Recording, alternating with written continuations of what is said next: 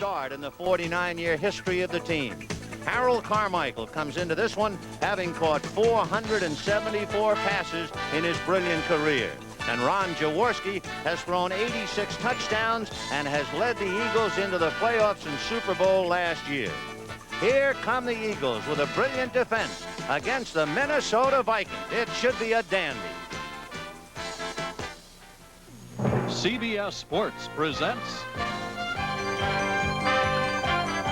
the National Football League.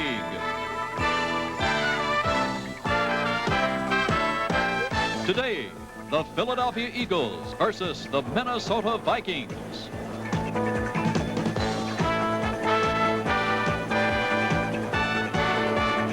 It's windbreaker time in Minnesota. The temperature is 42 degrees.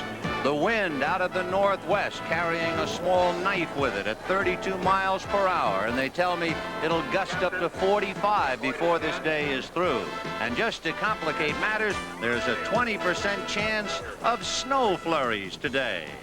Hi, everybody. I'm Vin Scully. Along with Hank Stram, let us first be the both to wish you a very Merry Christmas. It looks like it's going to be that kind of a day. Yeah, if it snows, it's going to look exactly like that. Right. Hank, talking about the wind, if you were going to win the toss today, would you always elect to receive and get the ball? No, in a game like this one, I definitely would take the wind. And I think the field position and turnovers will make the difference in this game this afternoon. You have two great quarterbacks, Ron Jaworski and Tommy Kramer, but what's the difference in the offensive philosophy of the team? Well, the Philadelphia Eagles, they run the ball so they can pass it. And on the other side of the football, the Minnesota Vikings, they throw the ball so they can run it. They average 45 passes a game, 29 runs, have the ball for 72 snaps a game compared to 61 for the Philadelphia Eagles. The Eagles must maintain good ball control here this afternoon. They must keep the ball away from the Minnesota Vikings if they hope to do a good job like they have the last 6 weeks. Meanwhile, down on the field, the barefoot boy, Tony Franklin, ready to tee it up on the 35-yard line as Minnesota has won the toss, and they will elect to receive, and they will be playing with the wind. Eddie Payton, who has had a sore knee but says he's okay, and Payton is the deep man for Minnesota, and you can see his numbers, his longest 99. A quick comment, Coach. If you had Franklin, would you let him kick barefoot in this kind of weather? Well, it isn't so bad right now, Ben, but I think somewhere along the line when you play in Philadelphia, the weather's going to be so bad that it would be much better for him to get in the habit of kicking with a shoe on rather than kicking barefooted and maybe impair the efficiency of his kicking ability when the weather is bad. Well, Franklin, with the wind blowing the ball off the tee, has had marvelous kicking efficiency this year. He has kicked 63 consecutive points after touchdown, although he's having more trouble right now, and he'll use a holder. And coming over is Roynell Young to hold the ball on the 35. So in a minute, we'll get this one underway. It is a short kick, and Mardai McDowell takes it at the 19, and McDowell is out across the 35 to about the 37 or 38-yard line. Let's take a look now at Minnesota offensively. Tommy Kramer, the quarterback. Ted Brown and Ricky Young are the running backs. Ahmad Rashad and Sammy White, the wide receivers. The tight end, Joe Senser, having a big year. And up front, Riley, Huff, Swilly, Hamilton, and Yeri. Ron Yeri, 14 years in the league, the senior member of that group up front. So the Vikings, 4-2, will put it in play, 1st and 10 on their own 38. And Tommy Kramer ready to put this aerial show on the road. Senser backs off in a wingback position and now goes in motion. And they'll stay on the ground, and the ball is dropped. Ted Brown picks it up, however, and he's going to be boxed in and dropped. Harrison drops him back at the 25-yard line. Hank, why is it after a whole week of a sophisticated game plan, you wind up with what looked like a relatively simple play, and they botch it up? Well, I think basically what teams like to do in the very first play of the game, they want to get ahead on everybody, block 7-on-7 just to get the butterflies from flying around inside, and they get that out of their system, and then they're ready to execute the plan that they went into the game with. But basically, I think that's why they do what they do in the first play. So it is 2nd and 23 for the Vikings. The ball on the Viking 25-yard line. Kramer looking over the middle, and he's got Brown, who drops it. Well, that's a rather demoralizing beginning for Ted Brown to fumble a pitch out and drop a pass. And evidently the concentration level isn't what it should be, because you shouldn't drop two balls that were right in your hands like Brown did on the last two occasions. I see Tommy Kramer blowing on his hand, so the 40-degree weather means it's a little cool on the field. Grant apparently does not believe in allowing his receivers to wear gloves. Well, I agree with him wholeheartedly. I think that if a golfer has to take off a glove to putt with it, the sensitivity level must be very high. 3rd and 23 from the Viking 25. Kramer needs a big play here, and he has time, and it is dropped there. Ahmad Rashad, coming over from the left side, appeared to have the catch and let it get away. Herman Edwards was defending. Yeah, that ball was thrown right on the money. Rashad going downfield. Edwards has him in a bump and run situation and playing man for man all over the field. The ball is thrown perfectly, but he just frankly drops the football. That's all there is to it. So now Greg Coleman, who has had some very impressive numbers this year. He had a 50-yard punting average against Detroit, and his longest 73 yard. That's Wally Henry, who's the deep man for the Eagles, standing back on the Eagle 38-yard line. So Coleman trying to get it off from the Viking 15, and we'll watch the snap. Jim Huff gets it back to him, and the punt is away and into the wind. It'll make Henry backtrack to the 20 and now all the way to the 18-yard line. And there he goes, and finally bumped by Huff along with Studwell as Seaman went flying by after he crossed the 40-yard line. So the Eagles on a good return. Wally Henry having to backtrack to the 18-yard line and brought it out to the Eagle 41. 1st and 10.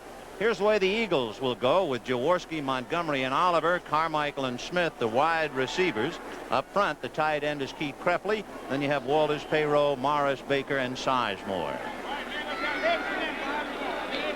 1st and 10 on the Eagle 41. We've just broken the seal on this one. No score. Carmichael is left, and Montgomery is on a wing. So Oliver is the setback behind Jaworski, and he's straight ahead across the 45 with Studwell on his back as he dropped him at the 46-yard line.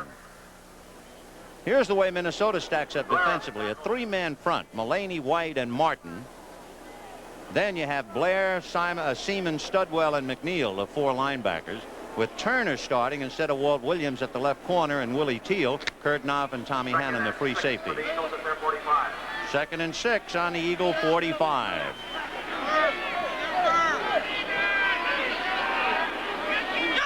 Oliver again, the setback behind Jaworski, and it's a draw to Oliver, and he spins and gets through Matt Blair, and by doing that he comes very close to the first down. If Blair had made his tackle, Oliver could not have picked up the first down. Now they're going to have to measure. So there was a good play by Hubert Oliver, and of course remember that it's been a tough year for running backs for Philadelphia, losing Leroy Harris with a broken arm and then Perry Harrington with a broken leg. Yes, and Perry Harrington gave them a dimension, I think, that they haven't had for a long time from a running standpoint. He has very quick feet, good speed, and good pass receiver, and they're going to miss him. Because of the fact that Oliver was able to break the tackle by Matt Blair, the Eagles have picked up the first down on the Viking 49-yard line. So that was a good play by Oliver and a forgettable play for Matt Blair. The Eagles have excellent balance from the run and the pass standpoint. They've thrown 27 passes, 34 runs, which is a little bit like we used to feel years ago about the balance of the run and the pass. 1st and 10 on the Viking 49, and Wilbert Montgomery trying to get outside, and Fred McNeil drops him just about at the line of scrimmage. Doug Martin had done a pretty good job of containment, allowing McNeil to come up. Hank, that's a question. Suddenly Minnesota with a 3-man front, and 3-man fronts are popping up all over the NFL. Where did that come from? How long ago? Well, really, you know, the first time I saw it in 1953 when I was at Purdue University playing against Notre Dame, Frank Leahy's great teams. And before that, it was originated really by Bud Wilkinson at Oklahoma. So it is 2nd and 10 on the Viking 49-yard line.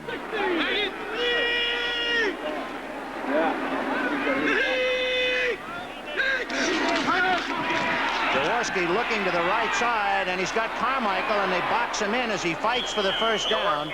John Turner and Matt Blair were there, and it's a question of whether he was able to get the first down before going out of bounds. For Harold Carmichael, 475 passes he's caught now. What a career.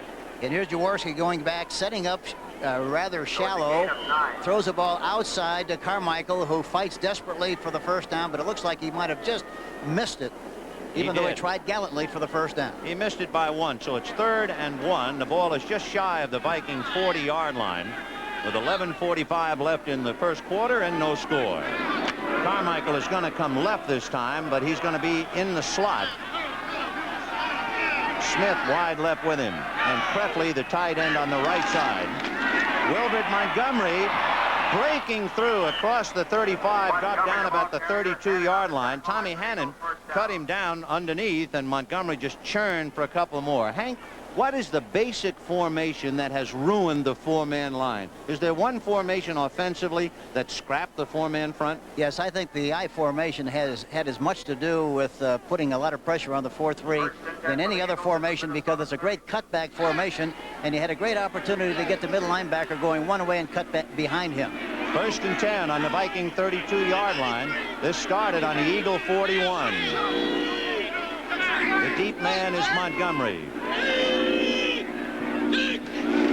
And they're going to go to Montgomery. He was slowed down by Duck White, and Duck White finally got some help, and Montgomery is dropped at the 35. But it was a good play by James White, the 6-year veteran they called Duck at Oklahoma State, and Mark Mullaney will get credit for the tackle, but it was the Duck who got him. Yes, he got good penetration that time, and that's the one thing you do not want on this kind of a play. And you see James White, number 72, getting the penetration. There's a leak in the defensive line from an offensive standpoint of Philadelphia, and there's a loss on the play. Go to 2nd and 13 on the Viking 35-yard line. Matt Blair hollering to pick up the wide receiver on the right side. Jaworski looking that way, has time to go down the middle, and Carmichael can't hold on to it. The ball was thrown very hard. You know what happened that time, then? Normally on a double wing formation where the wingback is on the outside, he is on the right side, outside of the tight end. That time they had Montgomery on the split inside wide. They didn't recognize it, and it looked like Keystone Cops back there trying to decide where he was supposed to be covered by. Matt Blair almost jumped out of his uniform on the far left side, leaping and screaming like a kid in grammar school trying to get the teacher's attention. So it's 3rd and 13. The ball on the Viking 35-yard line. Walt Williams is now in there. He didn't start, but he's back in there at a corner. And he's on the left side picking up Smith. So out of the shotgun is Jaworski on this 3rd and 13. And with time and protection, there's nobody there. Rodney Parker was trying to cut the short man as Smith was going deep. Yeah, Matt Blair was blitzing on the play, and he had to throw the ball before he was actually ready. There was no follow-through on the part of Jaworski, and that's why the ball sailed like it did over the top and falls incomplete. A good-looking play there by Matt Blair, the linebacker. So this will be the 9th play for the Eagles on this abortive drive. They started on their own 41-yard line. And Tony Franklin coming in. Franklin is 11 for 15 in field goals. His longest is 47 yards, and twice he has kicked him 46 yards. Jaworski will be the holder, and the hold will be at the 43. So you're looking at a 53-yard field goal. Of course, when he was in college, Franklin has kicked them over 60 yards. So let's see about this one.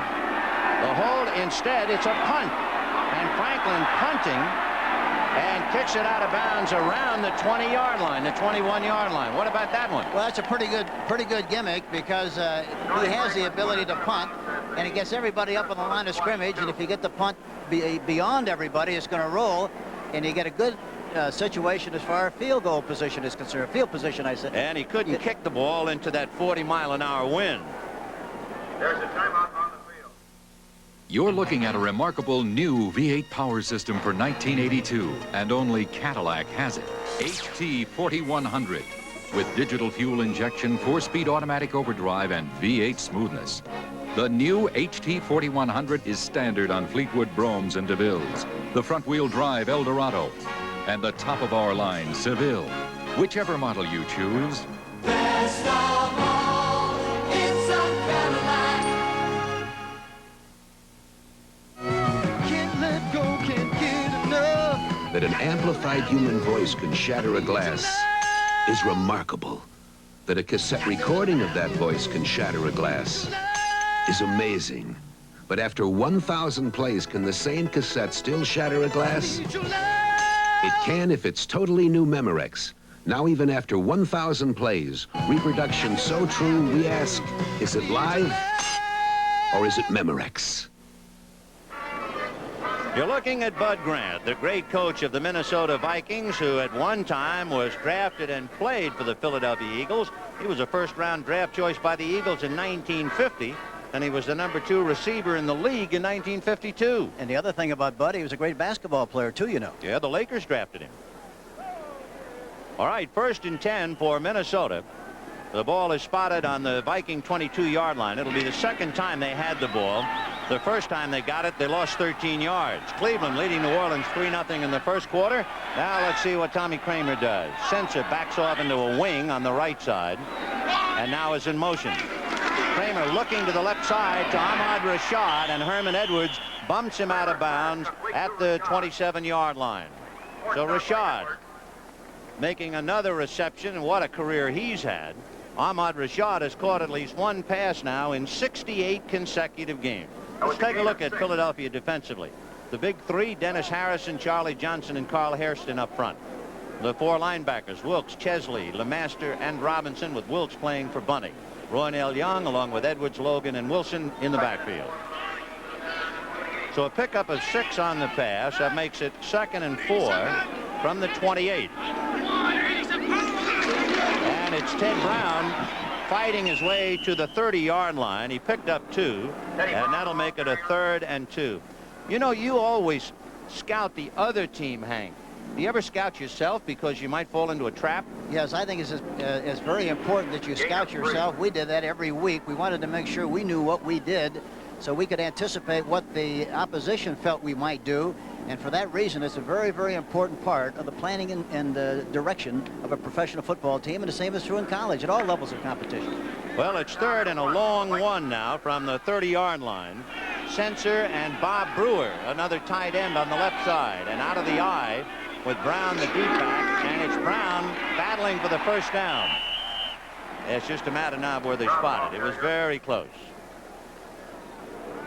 You talk about a team coming off the bus throwing a football. The Vikings throw the ball, have averaged 45 passes a game in the 6 games they have played so far. One of the things they tell me about Tommy Kramer, he is a coach's delight because he has a marvelous ability to read defenses. As you see, the St. Louis leading Atlanta 7-0 in the first quarter.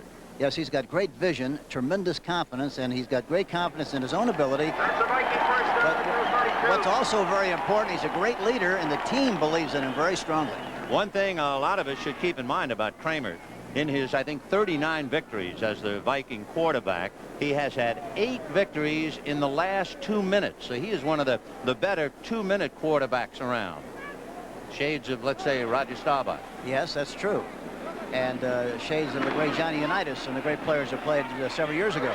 1st and 10 on the Viking 32-yard line as the Vikes pick up their first down of the day. Kramer getting some protection. He's got Brown, and he stumbles and falls to the 41-yard line. So they picked up about 9 on that play. Chesley and LeMaster made sure he didn't get up and try to continue.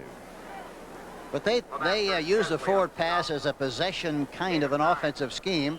They don't try to throw the ball very deep. They look in the cracks and the seams of the zone. There you see Brown, number 23, in the crack between the linebackers and the defensive backs. He makes the reception, and a beautiful looking play, and it popped open just like a flower in the spring. 2nd and 1 on the 41-yard line, and Tommy Kramer now on a roll as he hits one of his favorite receivers, Ted Brown, coming out of the backfield.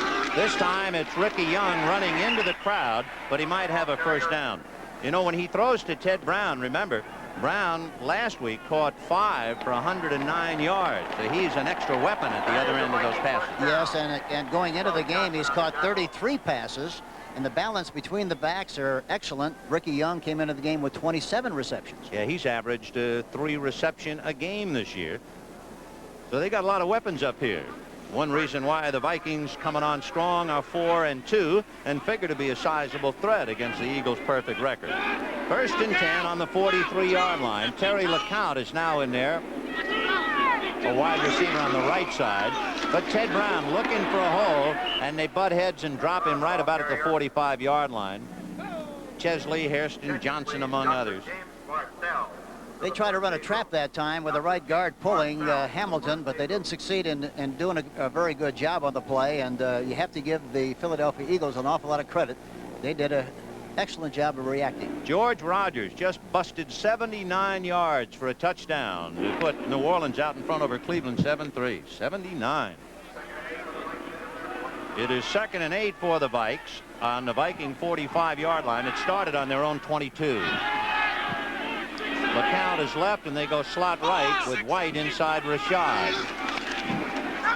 Kramer going to release it to Brown, and he's off to the races, chased by Robinson and Herman Edwards, and he picked up the 1st down as they bump him out of bounds at the Eagle 45. Well, we're going to see a lot of that number today. 23, Ted Brown. Yes, and they tease you.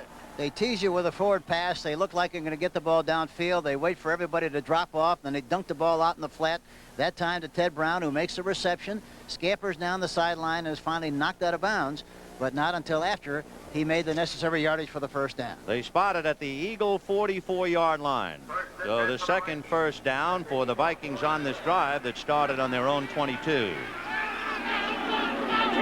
Look at all the room on the outside here, Benny. Sammy White coming wide to the right side, but out of the eye they go to Ted Brown, and he's upended and falls to about the 42-yard line. You know, Minnesota had won all 7 meetings between these teams until last year when they lost during the regular season and again the playoffs. And there was one trend in those 2 games, Hank. Minnesota was just blown out in the 2nd half of each game. Yes, I think, you know, going into the championship game last year, or the playoff game, they went into the game only losing 3 fumbles for the whole year. And in the 2nd half of the game, they lost 3 in the 2nd half, and it really killed them. But you have to give Philadelphia an awful lot of credit. They played extremely well. 2nd and 8 on the Eagle 42-yard line. Rashad is left, and in motion is Senser. And Kramer is looking over the middle, and he has got Ricky Young coming out of the backfield to the 39-yard line. But he has a considerable distance for a 1st down. For a report, let's go to Brent Musburger in the NFL Today in New York. Benny, it's early, but New Orleans has struck against Cleveland. Watch George Rogers behind a fine block by Jack Holmes. And the Heisman Trophy winner from South Carolina will run 79 yards. And the Saints now lead the Browns 7-3. But again, it's early. Let's go back now to Ben Scully and Hank Stram in Bloomington. Okay, Brent, we're just warming up here. It's 3rd and 5 on the Eagle 39-yard line for Minnesota. No score. 5 minutes and 5 seconds left in the 1st quarter. And it's a slot right, Rashad and White. And Terry LeCount is wide left. 261.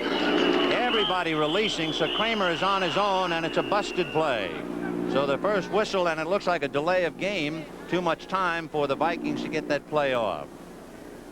Yeah, a hard time spitting that play out, I guess, Ben. It took too much time, and they're going to be penalized 5 yards for that infraction. You know, Hank, when we were in the lobby this morning, we saw Eddie Payton, and we also saw Tony Number Galbraith. 9, delay. 3rd down. And it kind of surprises you to see the home team in a hotel. Well, I think that's a common practice. It used to be the common practice for most teams. We did it all the time at Kansas City and New Orleans. Kept the squad at a hotel before the game, but I'm not so sure now that everybody feels that's the best thing to do. Some teams, like Dallas, for example, let them stay at home. 3rd and 10 on the Eagle 44-yard line. And all the backs release, and Kramer again all alone to the left side. No good, intended for Terry LeCount.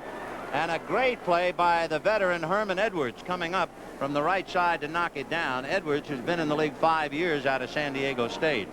Kramer's pass at Carl Hairston, number 78, really did a super job. He had a stunt there, gets good pressure coming into the inside, and he makes Kramer throw the ball before he actually wants to. And for that reason, he didn't have much on it, and it didn't get to the receiver in time. Greg Coleman, who had that 50-yard average against Detroit and also had a 48-yard average against San Diego last week. And remember, he's punting with the help of a 40-mile-an-hour wind. The deep man is Wally Henry on the Eagle 10. And it is partially blocked by the Eagles, and it was Phillips who got his hands on the ball, and it is finally recovered at the 40-yard line, and Ray Phillips is hurt and shaken up, number 52. But it was Phillips who broke through, and so Coleman has his punt blocked, and the Eagles get great field position. And let's take another look at that one. This doesn't happen very often to the Minnesota Vikings. Normally, they're the ones who block kicks and do a great job in that category. But Ray Phillips, number 52, watch him, comes across there. Looked like the kicker was slow. He got up there in good shape and blocked the kick. And really, it looked like Craig Coleman took a little too long to get rid of that ball. No score with 4:40 to go in the first quarter. Ray Phillips, the 5-year man, shaken up on the play, goes to the sidelines. The Eagles in good position. First and 10 on the Eagle 41-yard line. Jaworski to Montgomery, and Montgomery grabbed from behind by Martin and is dropped as he crossed the 45-yard line. So a pickup of 4 or 5 on that play. In the offensive right guard, Ron Baker, 63, Sizemore, 76, and Guy Morris, the offensive center, all three of whom did an excellent job of moving people off the line of scrimmage and getting a good jump on that surge by the ball carrier that time. You know, when you look at the Minnesota up front and Doug Martin shaken up, he'll have to leave. He's the brother of George Martin of the New York Giants. You might remember that in a combination with Matt Blair, they had a safety against Philadelphia in the playoff when they tackled Ron Jaworski in the end zone. And they like Martin very, very much, and that's one of the reasons they feel their 3-4 defense is going to be much more efficient this year. Second and 6 from the 45-yard line for Jaworski. No score. A little more than 4 minutes left in the first quarter. The pass to Carmichael. John Turner has him by the waist, spins him and drops him at around midfield, and he has to get to the 49-yard line for the first down. So it's going to be very close. This is a very high percentage pass. Ben, they're putting Carmichael in the slot on the left side, and all he does is go downfield a little bit, break to the outside, and licks the safety man, number 27, John Turner, on the play. For John Turner, this is his first game. He hurt his ankle in a preseason game, so he's really gotten some tough exposure first time out of the barrel to try and handle Carmichael. So it is 3rd and 1 from midfield. Second man, Wilbert Montgomery, and he's across the 40. Willie Teal on his head as he goes down at about the 39. At the bottom was Fred McNeil. Here again, we just got through talking about the good job of the offensive lineman, and there's another good surge by the offensive line, and Montgomery sees the crack, sees the cavity, pops through there in good shape, and makes the necessary yardage for the first time. Willie Teal, 37, is in on the tackle. You know, last year Montgomery had just one 100-yard game. It was against Minnesota. He went for 169. First and 10 on the Viking 39-yard line. And Montgomery going back on a flea flicker, and Jaworski going deep down the middle to Carmichael. Carmichael at the 5, and Carmichael at the plane of the goal line. We haven't seen any touchdown signal yet. But the little flea flicker got the big man loose. A little recess football, Benny. That's fun to see, isn't it? That's great. The old flea flicker play, and Carmichael ran right between the two defensive backs, and it looked like maybe they would react to the thrown ball once it was up in the air, but they didn't get there in time. Plenty of time to throw the ball. Jaworski gets it right on the money. Carmichael right between the two defensive backs, 45, Hannon, and Turner, number 27. So it is first and goal for the Eagles on the Viking 1-yard line. After that 49-yard pass to Carmichael, Montgomery hitting, and Montgomery for the touchdown. So Wilbert Montgomery barely breaking the plane, but he did for his second rushing touchdown of the year, and it is 6-0 Eagles. The Eagles have a lot of confidence in the right side of their line. They do the left side too, of course, but I think in critical situations they like to run right. Ron Baker, Sizemore, and Kreftley that time all do a good job of blowing people off the ball and providing running room for Wilbert Montgomery, number 31. So now the barefoot boy, Tony Franklin, who has kicked 14 out of 14 this year and 63 consecutively, will try to make it 64. And it is blocked. A typical Minnesota trick. and it looked like Matt Blair, and that would be the third kick that Blair has blocked this year. He's incredible. They are something. We watched them practice yesterday, and they spent a lot of time blocking kicks, but it paid off this afternoon. Blair and Joe Senser stopping Tony Franklin at 63 consecutively. That's the fourth block kick for the Vikings this year. 3 by Blair, the other by Robin Sendline. However, the Eagles are leading 6-0 with 1:55 left to go in the first quarter. Eddie Payton going into the end zone, lost it, and lets it wisely go on through. You see Payton shying away from the ball at the last moment, and it goes into the end zone and through. So Minnesota will put it in play, trailing 6-0. 1st and 10 on the Viking 20-yard line with 1:49 in the quarter. You know, Philadelphia has to feel good to be able to score the first quarter going into that strong wind. They have to feel good about that.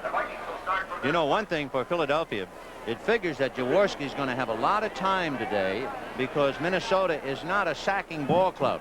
They have 10 sacks, but they got 8 of them a couple of weeks ago in a Green Bay game. Yes, that's true, and they use a 4-man line on obvious passing situations, but they really haven't penetrated very well so far this season. Oh, we'll see what Kramer does now. 1st and 10 from the Viking 20-yard line, and he's going to give it to Brown, who got by Hairston, trying to get inside and finally spun outside.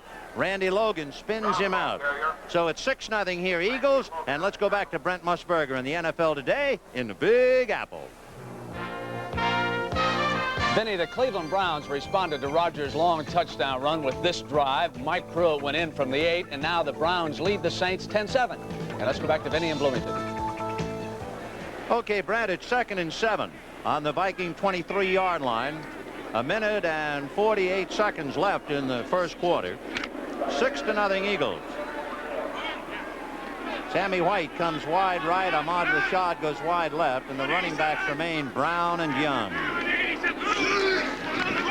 Kramer looking over the middle and dumps it and couldn't get his man. I think it was intended for Ricky Young, and Young just couldn't get off. They tied him up pretty well.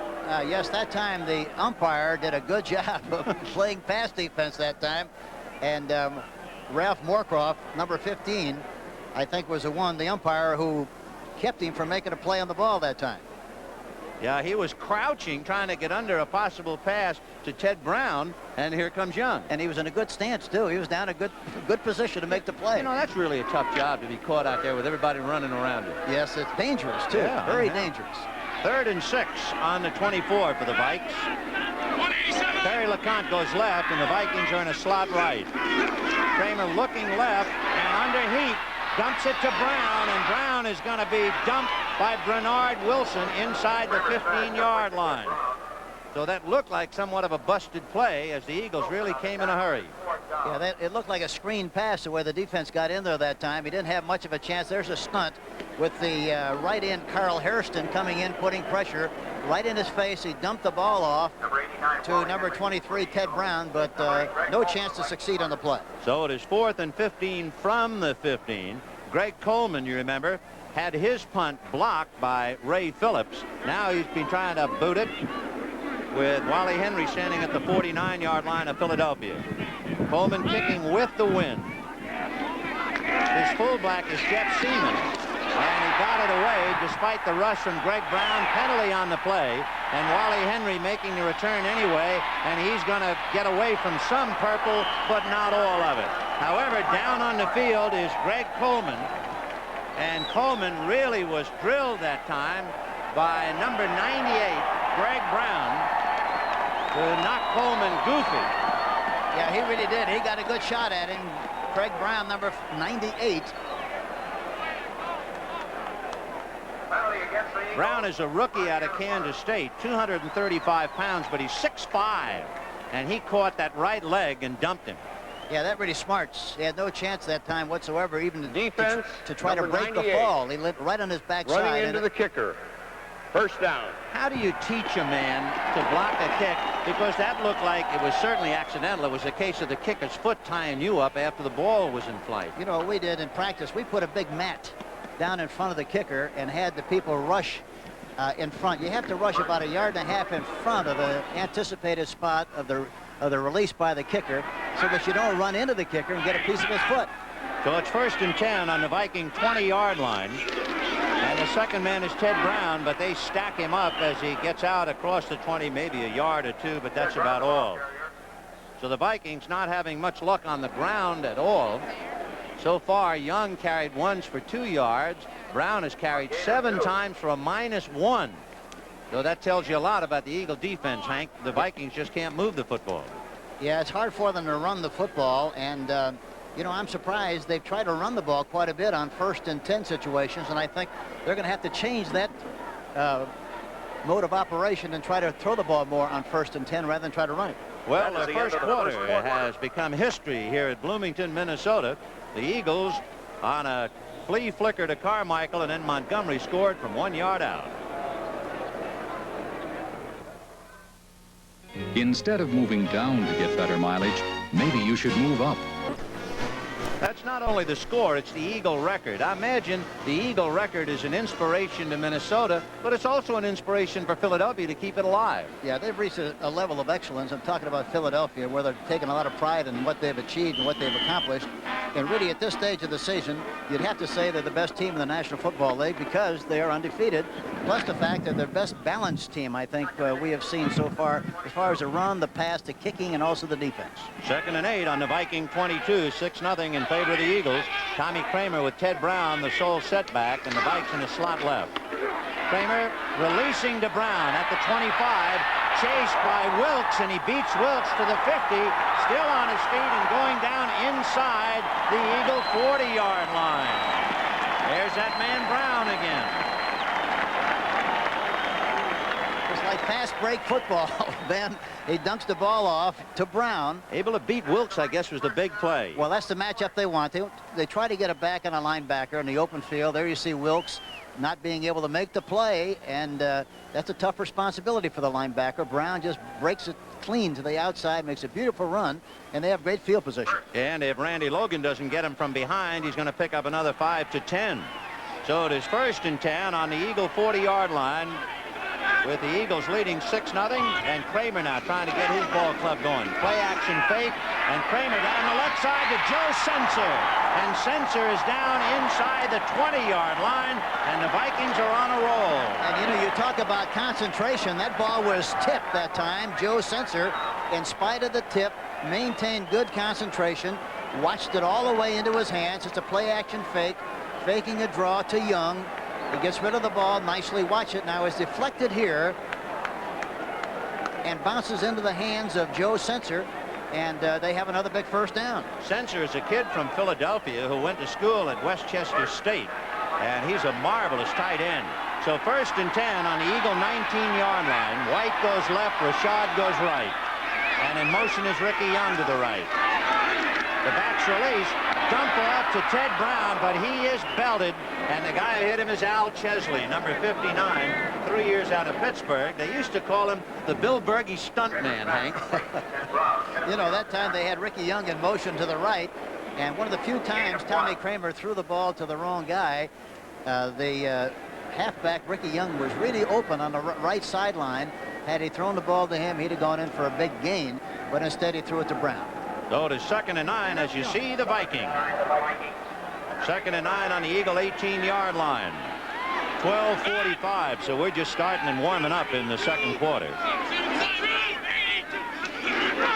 Kramer with Young staying into block, passing to Brown, and Brown is dropped at about the 11 or 12-yard line. He'll have to get to just about the 9. Jerry Robinson finally bringing him down. Another very high possession, high percentage pass, throws out to the flat to Brown, who is matched up against the linebacker. There you see him on Wilkes, number 51. He makes the reception again, and it's close to a first down. He's already caught a half a dozen balls, and we're just really getting into this thing. Ted Brown. That's a lot to catch at a pregame warm-up. Wow. So White and Rashad come out. They bring in the Beef Trust on a 3rd and 2 from the 11-yard line. You have Bob Bruer, the tight end, on the right side. Joe Senser on the left. Young and Brown, the running backs, and Senser in motion, and they're going to go that way on a roll. Kramer now going over the middle. Touchdown to Joe Senser, the tight end. Joe Senser really did a super job of cruising away from the flow of the play, Ben. The play was designed to go for the right corner. Everybody ran to the outside. He stopped and came back against the grain. Kramer, the communication between the quarterback and the tight end was really excellent. He gets the ball back to the backside. Watch him. Rolls right, and then he spots Senser cruising back away from the flow. Touchdown, Minnesota. So that's the 4th touchdown for Joe Senser. When he went in motion, that put both tight ends on the right side, and you thought they were going to muscle it around the corner, but they went to the air, and it's 6-6. Now let's see about Rick Danmeier. He is 13 out of 15. The kick, the hold, it is good. And the Minnesota Vikings are leading the Philadelphia Eagles 7-6 with 11 minutes and 42 seconds left to go in the second quarter. Here's another look at the catch by Joe Senser that helped Minnesota catch up and then go on to take the 1-point lead. And we're just warming up. Rick Danmeier ready to kick off. It is 7-6 Minnesota, 11:42. Wally Henry, the deep man, Giamona on his right, Canfield on his left, and coming to his right is Henry from the 4 to the 15, 25, still on his feet, and John Willie Teal finally brings him down at the 38-yard line after a hit by Randy Holloway. Teal from LSU brings Wally Henry down. Of course, Wally Henry will always remember here. He suffered a broken leg here. He also had a spleen removed. That kid has really taken a beating, Hank. Yes, and he's come back like gangbusters and really does a super job on the specialty teams. So it is 1st and 10 for the Eagles on the Eagle 38-yard line.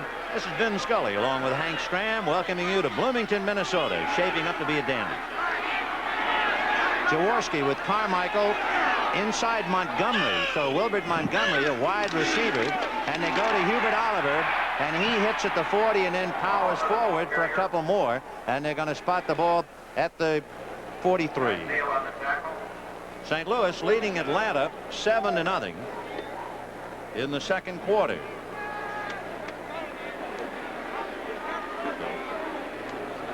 Green Bay leading San Francisco 3-0, and of course San Francisco coming off that shocker with Dallas. It's a roller coaster ride every week, isn't that something? 2nd and 4 on the 44.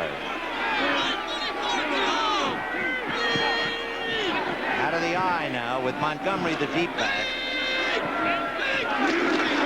And Montgomery turned in by Matt Blair, and Blair has him by the left leg and brings him down. Matt Blair, a one-man gang to turn that in. You know what happened that time, Vinny? That time Oliver, the fullback, went the wrong way. It looked like he might have changed the play on the line of scrimmage, and Oliver went to the left, Montgomery went to the right. You see, and there's some confusion on the part of Jaworski, wondering where the fullback was, and that's why Blair was free and was able to make that play. So it is 3rd and 5 on the 43-yard line of Philadelphia. Walt Williams is in there along with Keith Nord. So on the 3rd and 5, the Eagles trying to keep it moving. 7-6 Minnesota, and we have 10 minutes left to the half. Out of the shotgun, the snapper is Guy Morris. Jaworski to the right side, and Rodney Parker makes the reception for the first down, and is knocked out of bounds at the 47-yard line. Rodney Parker. You know, that's amazing. Minnesota's playing with 6 defensive backs. They double cover the outside receiver, and in spite of that, the outside guy is wide open, and he's finally tackled there by Walt Williams. Hard to understand how you can double cover him and still let him make that kind of a play. Rodney Parker, second-year man out of Tennessee State. He was originally drafted by Atlanta and was picked up as a free agent by the Eagles last year. So 1st and 10 on the Viking 47-yard line. A quick pass, overthrown. Charlie Smith, the intended receiver. It looked like Mark Mullaney that time got up a little bit and got a tip of the ball, and that's why it sailed incomplete. Looked like it was a badly thrown ball, but it really wasn't. Mullaney got his fingertips on it. You know, another note, Minnesota's defense has yielded more than 300 yards to opposing passers in each of the past 3 weeks. Dickey and Whitehurst, 303. Vince Evans of the Bears, 307. Dan Fouts, 310. But what's really important, as they say on Broadway, how'd you come out? Minnesota won all 3. 2nd and 10 on the Viking 47. Oliver and Montgomery in a pro set now.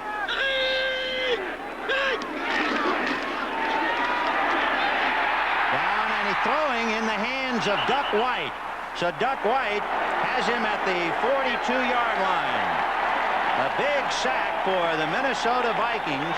As we said, they only had 10 this year, 8 in one game against Green Bay. They're rushing 4 linemen that time. Randy Holloway, Mulaney, White, and Martin.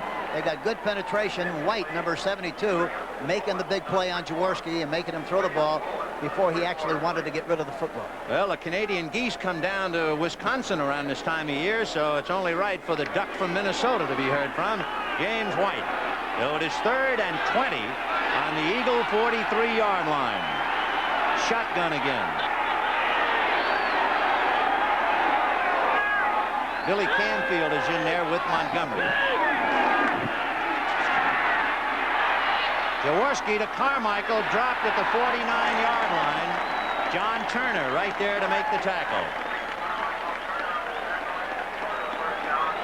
Carmichael is lined up on the left side, comes across the middle, runs away from the defensive back Turner, makes the catch, and Turner finally makes the play, but far from making the necessary yardage for the first down. They now have to kick. Yep, it was 4th and 13. Max Runager had almost a day off last week against New Orleans. He had only 1 punt. Eddie Payton standing on the 10. And remember, Runager is kicking with the wind. Standing on the Eagle 30-yard line, moving up to the 35, and he'll be kicking from just about the 40, and almost blocked. And Payton will handle it and let it roll, and it's going to be down at the 11-yard line. It was Henry Johnson, the man who almost blocked the kick. Just missed it for the Vikings. And he was smart enough, as long as he missed it, not to hit the kicker. 8:19 to the half. Yard line, the Vikes leading 7-6. Kramer with Sammy White in motion to the right. Tommy looking over the middle, throwing deep and just off the fingertips of Ahmad Rashad. And with that, let's pay a visit again to New York and Brent Musburger for an update on the NFL today. Then we want to show you some defense. E.J. Jr., rookie linebacker for the St. Louis Cardinals out of Alabama. Watch this hit on William Andrews. The Cardinals are playing that kind of a game, and that's why they lead Atlanta 7-0. Let's go back now to Vin Scully. Okay, Brent, this is supposed to be the black and blue division, but I can see it's rubbed off everywhere else in the NFL. 2nd and 10 on the Viking 12-yard line. Slot left. Rashad and White. And in motion is Sammy White.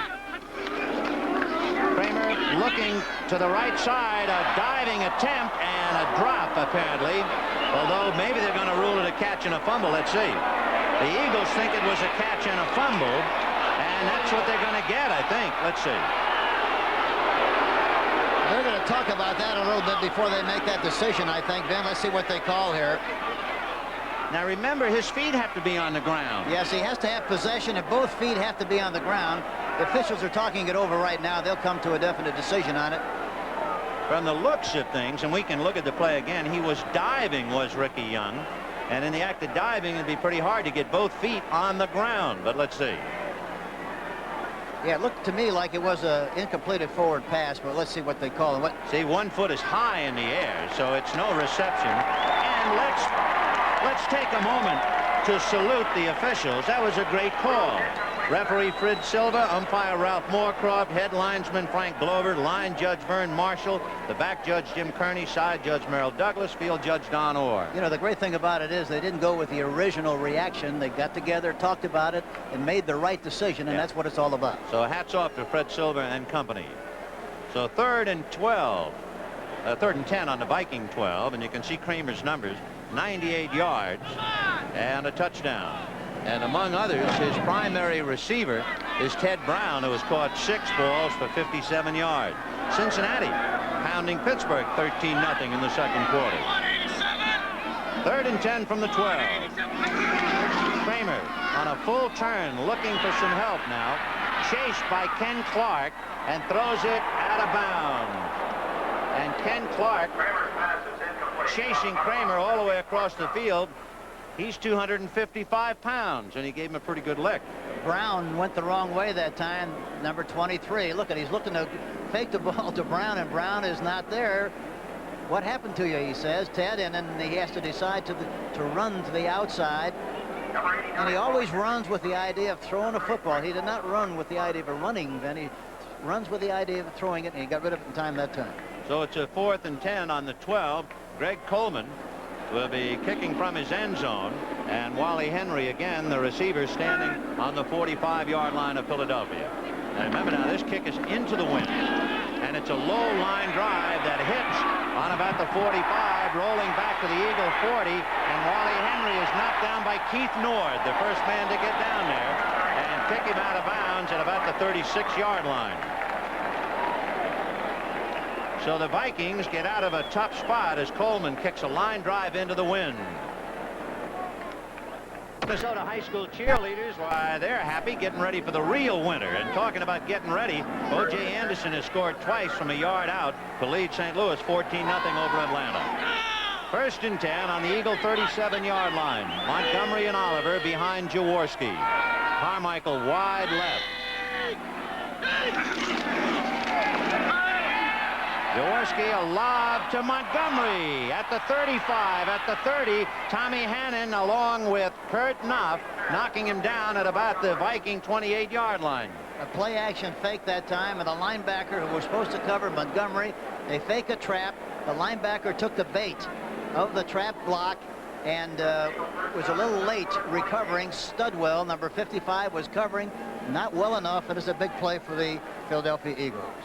So Wilbert Montgomery making his first reception, good for 35 yards. And it is 1st and 10 on the Viking 28. Out of the eye, Montgomery is the deep back. Smith is left and Carmichael right. And in motion is Wilbert Montgomery. And they're going to set a screen for Montgomery.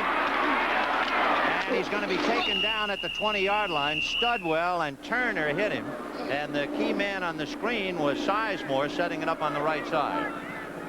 You know, that time they sent Montgomery in motion to the right with the idea of making that area a little softer, making the players play a little deeper, and for that reason he was able to catch the ball in front, have good blocking out in front, as you mentioned, then by Sizemore, and he scampers down the sideline for a big gain on the play. 2nd and 1 on the Viking 19-yard line. We have 6:15 left to the half. Minnesota leading 7-6, and the Eagles on the move. First man, and Oliver slipped, trying to make a cut, and he was dropped at the 20-yard line. Of course, they had some rain here. That's the first sign of any kind of slick footing at all. Yes, but I'm surprised it feels in such good condition, because there was a lot of rain. They had it covered, of course, but it's in good shape. You know, just a moment ago, Hank, Montgomery went in motion, and they would have set up a screen. The Eagles are not really a motion ball club, are they? No, they don't use a motion a lot. They like to anchor people and get a picture of where the defense is going to be, and then use automatics and throw the ball to the right guy depending on coverages. Other teams, of course, like to use a lot of motion to create confusion. 3rd and 1 on the Viking 19-yard line. Out of the eye, Montgomery, the deep man, second man, and he's going to crack it. And Montgomery would appear to have picked up the first down. Were you much of a motion man? Yes, we like motion because we like to create formations, utilize motion because I thought it would create a moment of indecision, and as long as it doesn't impair your efficiency and you don't make mistakes doing it, why, it can be very, very effective. So from this angle, it appeared as if Montgomery made the first down, but up here is not important. But now the sign, he did make it. That is an Eagle first down. The Eagles started, you remember, on that low line drive punt from Greg Coleman that took a Viking bounce. So the Eagles started on their own 37-yard line, and they have moved it to a 1st and 10 on the Viking 18. Eagles sending in their offensive signals to Ron Jaworski. 1st and 10 on the 18. Carmichael right, Smith left. And now it's Smith in motion. Jaworski looking for Smith and threw him behind. what's the basic philosophy on that play? You have Carmichael on the right side, and you bring your wide receiver from the left to go right. In other words, Carmichael trying to clear out everybody on that side? Yes, they're very concerned about Carmichael anytime he's lined up, regardless where it might be. And they sent Smith in motion on the outside, which meant that they just created a slot formation and try to get a one-on-one with Smith on a linebacker or a defensive back, and he just threw the ball poorly and threw behind him, and it falls incomplete. The Eagles with a perfect 6-0 record. The Vikings are 4-2. The Vikings are leading 7-6, 4:49 to the half, and it's 2nd and 10 on the Viking 18-yard line. Oliver, the sole setback. Jaworski alley-oop to Carmichael. No good. Willie Teal was picking up the rear, but Carmichael had him beaten. Teal, by the way, is 5'10", and Carmichael is 6'8". Yes, that was the kind of a mismatch you want. The only way you can get the right kind of a mismatch is to get a defensive back who was 6'8". But the ball was thrown perfectly, and it looked like Harold should have made the catch. Walt Williams, the left cornerback for the Vikes, was talking this week about, I'm going to get me a pair of shoes with springs in them and a button on the outside that I can press and make me taller. Williams is 6'1". Yes, he needs a pogo stick. That's what he needs. At least. Or a ladder. 3rd and 10 on the Viking 18. The Vikes trying to stiffen now, and Jaworski poking for holes. Out of the shotgun. Boy, they're all up in a line of scrimmage. Something deep would be a good play. Jaworski looking deep, and to the right side to Camfield, and Camfield at the 12-yard line made the reception, but that is not enough for a first down. He's got to get to about the 8. So Camfield made the catch. They were all in bump and run that time, which means that every defensive back was on the line of scrimmage on the receiver, which means that you ought to be able to get something deep if you can lick that one-for-one situation. Camfield licked the linebacker in the flat, and but did not make the necessary yardage. So it is a 4th and 5 from the 12. Tony Franklin is in to try for the field goal. Franklin is 11 for 15, and his longest 47. Remember, when he came out, we thought it was a field goal, and he punted out of bounds. But this time, with Jaworski holding at the 20, it's a 30-yard field goal with the wind. The Vikes can't get at it, and he thunders it through. So the Eagles are back out in front. We have 3 minutes and 48 seconds left to go in the half, and the score, the Eagles 9 and the Vikings 7.